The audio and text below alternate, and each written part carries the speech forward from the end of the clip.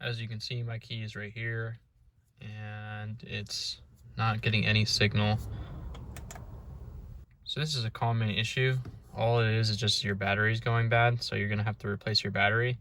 This is one of the ways you can identify the problem. Another way you can find out if your key is bad, so if you put it in here, you just saw I wasn't reading, but as you can see right now it already read, and you press it down and your car is able to turn on, that means that you have a bad battery and you're gonna need to replace this battery that's inside of here. It's very easy to replace just a coin battery.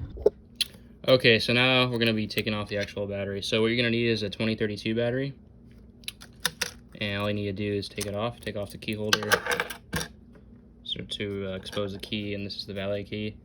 And you see right there, this little indentation, you have to push that in, as well as this silver button back here. Push in both buttons, and then just wiggle it back and forth, and you can see, there we go.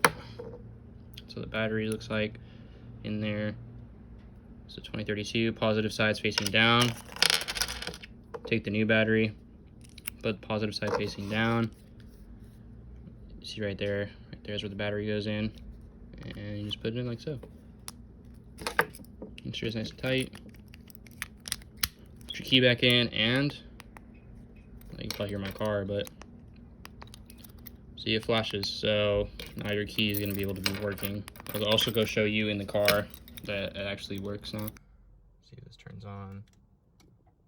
Yeah, there we go.